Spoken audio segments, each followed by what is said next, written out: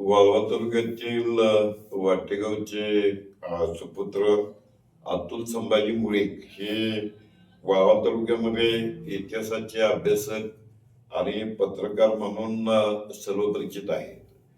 त्यांनी अलीकडच्या काळामध्ये राज्यातल्या गावांचा अचूक वेध घेणारं गावकथा नावाचं एक अतिशय चांगलं पुस्तक लिहिलेलं आहे आणि साहित्य संमेलनाच्या माजी अध्यक्षा प्राध्यापिका तारा भवाळकर यांच्या हस्ते त्या पुस्तकाचं प्रकाशन झालेलं आहे.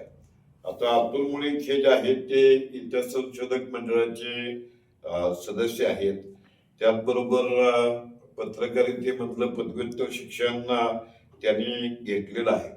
वेगवेगळ्या ठिकाणी शिवकालीन शस्त्रांची प्रदर्शनं भरवण्यामध्ये ते आघाडीवरती असतात. त्याचबरोबर विविध दैनिकामध्ये ऐतिहासिक विषयावरती सातत्यानं लेखन करतात. त्यांनी इतिहासाविषयी तपशील पुरवणारी सिंहासन नावाची एक वेबसाईट देखील निर्माण केलेली आहे. तेव्हा त्यांचं हे जे पुस्तक आहे की ज्याचं प्राध्यापिका तारा भवाळकर यांच्या हस्ते प्रकाशन झालं, गावकथा नावाचं, हे गावकथा हे जे पुस्तक आहे, ह्या गावकथा पुस्तकामध्ये महाराष्ट्रातल्या वेगवेगळ्या रूढी, प्रथा, परंपरा पाळणाऱ्या 31 गावांचा परिचय आहे. त्या गावांना काही ठिकाणी प्रत्यक्ष भेटी देऊन, तर काही ठिकाणी वर्तमानपत्रामध्ये आणि युट्यूब चॅनल्स आणि सोशल मीडियामध्ये आलेली माहिती याच्या आधारे अतिशय ललितरम्य अशा प्रकारच्या शैलीमध्ये या गावांचा तपशील आणि माहिती अतुल मुळे यांनी नोंदवलेली आहे. या पुस्तकाला ज्येष्ठ कथाकार प्राध्यापक अप्पासाहेब खोत यांची प्रस्तावना आहे आणि त्या प्रस्तावनेमध्ये असं म्हणतात की या पुस्तकामुळे एक ग्रामसंस्कृतीचं दर्शन आपल्याला घडतं आणि महाराष्ट्रातल्या विविध गावाबद्दल वाचकांच्या मनामध्ये उत्सुकता निर्माण होते. तर लेखक अतुल मुळे यांनी सुरुवातीला आपल्या मनोगतामध्ये असं म्हटलेलं आहे की आपल्या राज्यातल्या आगळ्या वेगळ्या गावांची ओळख आणि अंतरंग सादर करण्याचा प्रयत्न केलेला आहे. आणखी काही गावांची माहिती मिळाली तर पुढच्या आवृत्तीमध्ये आपण ती प्रकाशित करू. तर या पुस्तकामध्ये एकूण 31 गावांचा परिचय दिलेला आहे. या प्रत्येक गावाबद्दलचे लेखन जे आहे ते 1-2 पानामध्ये त्या गावाची आटोपशीर अशा प्रकारची माहिती आणि नेमकं ते गाव, त्याच्या प्रथा परंपरा काय आहेत याची नेमकी जाणीव आपल्याला होते. वांगी दाखल आपण त्याने परिचय करून दिलेल्या काही गावांचा मी उल्लेख करतो की सातारा जिल्ह्यातल्या खंडाळा तालुक्यामध्ये सुखेडबोरी नावाचं गाव आहे.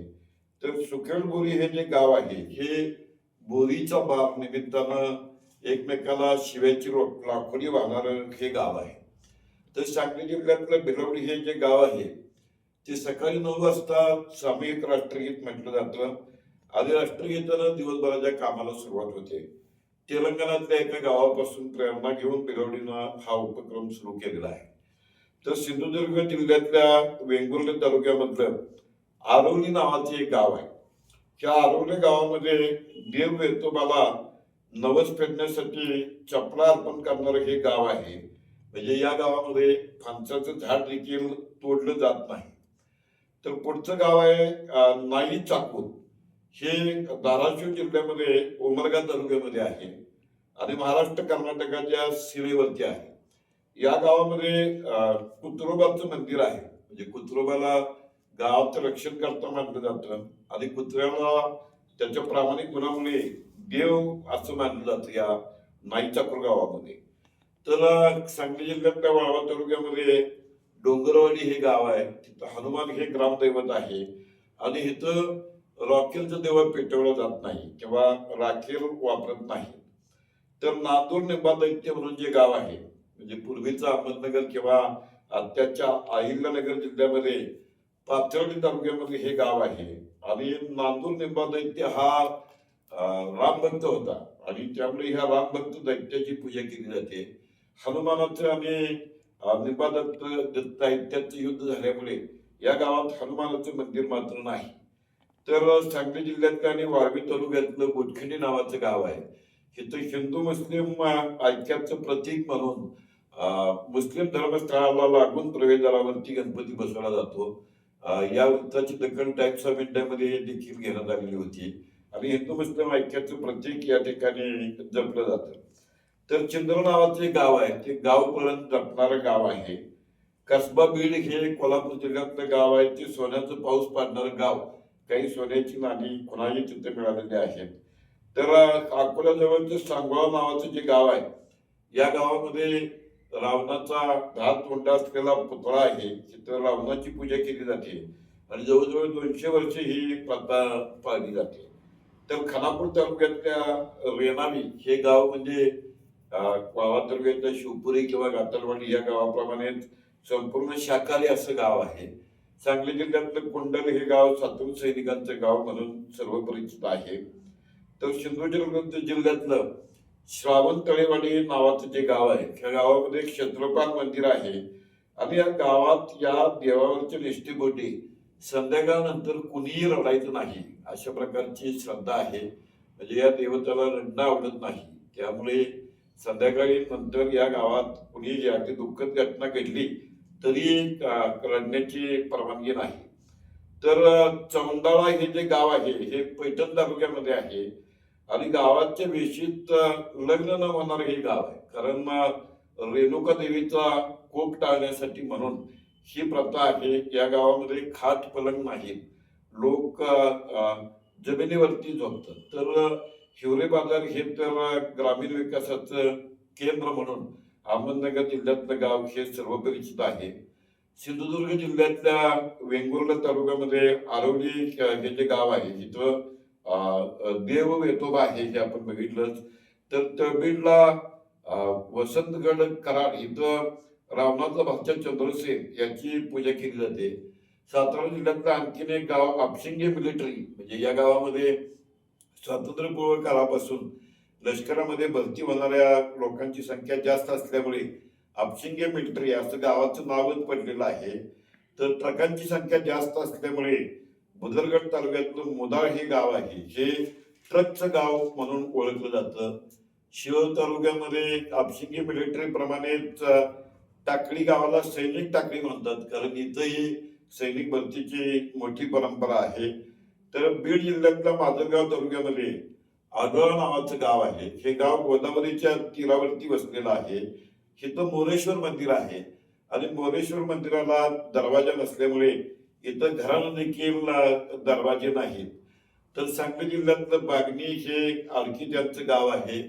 महाबळेश्वर पाचगणी जवळचं भिलार हे पुस्तकाचं गाव आहे. म्हणजे वेगवेगळ्या घरामध्ये वेगवेगळ्या विषयावरची पुस्तकं असतात आणि लोक तिथं बसून निवांतपणे वाचू शकतात. खेळांवेच्या धर्तीवरती प्रामुख्यानं विनोद तावडेने हे पुस्तकाचं गाव प्रसिद्ध केलं आणि हे आपल्या देशातलं भिलार हे पुस्तकाचं पहिलं गाव आहे. तर जवळच्या वळसंगमध्ये केंचराय नावाची देवता आहे आणि ही देवता ह्या देवतेवरच्या श्रद्धेपोटी गावातले लोक गादी वापरत नाहीत.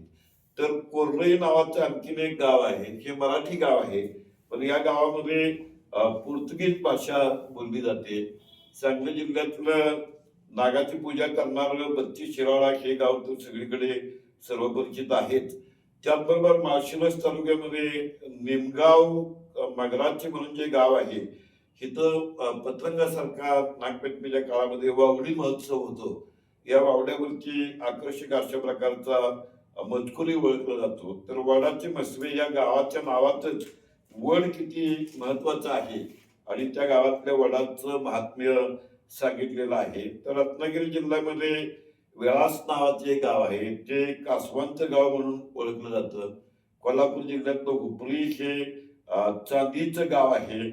तर शावळी तालुक्यातलं पेंडाखळे हे खुरप्यांचं गाव आहे. ठिकपुर्ली हे गाव देखील राधानगरी तालुक्यामध्ये आहे आणि ते गाव हे प्रामुख्यानं खुरप्यांचं गाव म्हणून ओळखलं जातं. तेव्हा या प्रकारची ही वेगवेगळी जी 36 गावं आहेत, या गावांचा थोडक्यात आणि मुद्देसूद परिचय अतुल मुळीक यांनी करून दिल्यामुळे ग्राम संस्कृतीबद्दल उत्सुकता निर्माण करणारं असे एक पुस्तक आहे आणि वेगळ्या वाटेनं जाणारं हे जे पुस्तक आहे ते अतुल मुळीकांचं पुस्तक हे वाचकांसाठी एक महत्वाची सार्वजनिक उपलब्धी ठरलेली आहे. तेव्हा इतिहास संशोधक म्हणून काम करणारे, पत्रकार म्हणून काम करणारे आणि सर्वांच्यासाठी कायम सहकार्याचा हात पुढे ठेवणारे अतुल मुळीक यांचं पुस्तक, दुसरं पुस्तक लवकरच वाचकांच्या भेटीला येऊ, अशा प्रकारे आमच्या चॅनलच्या वतीनं त्यांना शुभेच्छा.